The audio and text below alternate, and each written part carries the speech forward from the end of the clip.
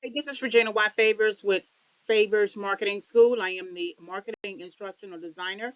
So today's topic is sales revenue defined. It is a sales planning topic with a special topic on applying marketing goals.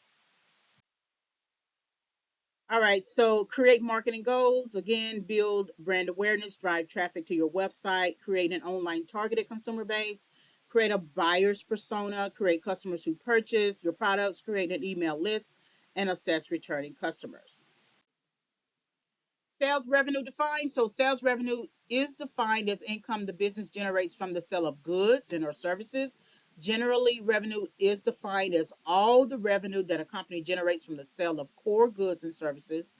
When there is revenue generated outside of core goods and services, it is considered non-operating revenue. Sales revenue is generated strictly from the sale of goods and services. All right, so key features of sales revenue. Sales revenue measures a company's profitability. It helps companies assess pricing strategies. It helps companies plan operating expenses. It also helps companies calculate valuation and then includes the sale of products and services. Sales revenue does not include the cost of goods, including production and labor. It does not include sales tax. It is not considered an asset. It is recorded on the income statement, not and not the balance sheet itself. So calculating sales revenue, it has its own formula. Of course, sales revenue is calculated by multiplying the number of units sold for a product by the average price of that product. And here is the formula. So sales revenue equals sales times average price of service or product. So if you look at sales refers to the number of units sold, and then the average price refers to average price per unit.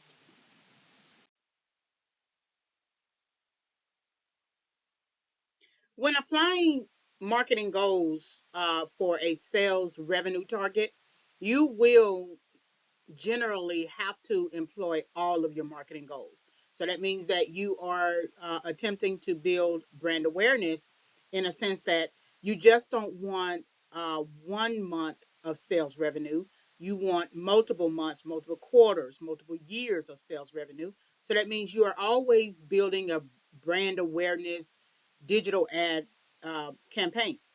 If you want customers to come to your website and purchase your e-commerce store, then you would have to continue designing a digital ad campaign that ensures customers reach your store, your sales page.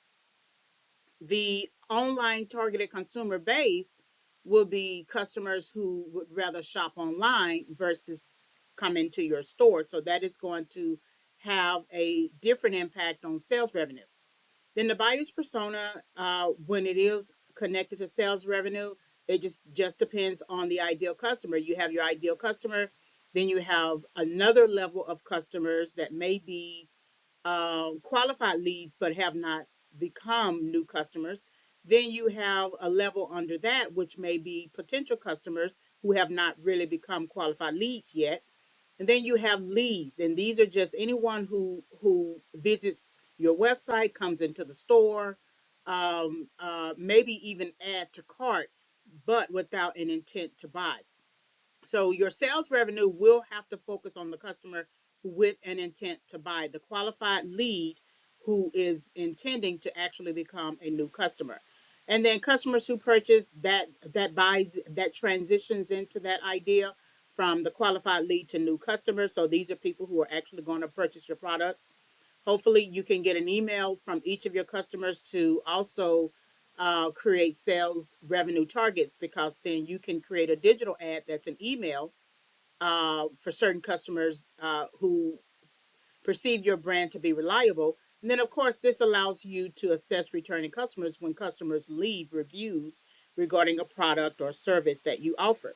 So, for sales revenue targets, when you are creating the sales revenue targets based upon a sales plan, and that is also connected to both your marketing and branding plans as well.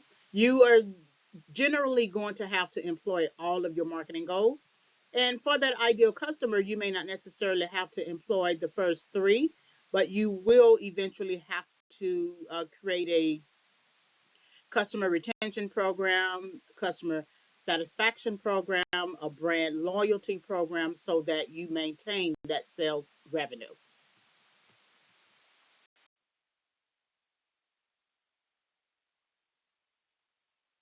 Here's a useful resource that you can find on my Amazon author page. Is Logo Plus Branding, Business and Sales Plan Basics Workbook. It is a companion.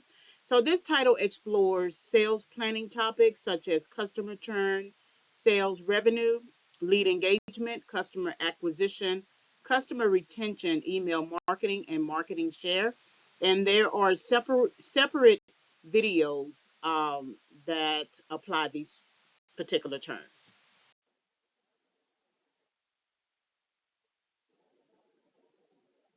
All right, so now that you have some idea about how to apply marketing goals, there are a couple of resources that you might be interested in. There's a marketing planning workbook, so they are both part of the Favors Marketing Lessons 101. The first one is a workbook and action planning guide, so it goes through the process of a pre marketing uh, plan checklist, and then it goes through all of the different marketing goals and then other sample applications. Then the guide to digital marketing is a brief guide to digital marketing. It includes digital marketing terms, campaigns, and then other resources. So you can find these resources on my Amazon.com author page, Amazon.com/author/. Regina Y. Favors. Thank you very much for listening.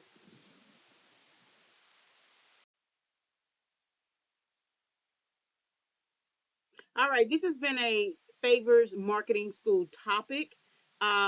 Favors Marketing School is a digital marketing curriculum provider. We do have a current course that you could take.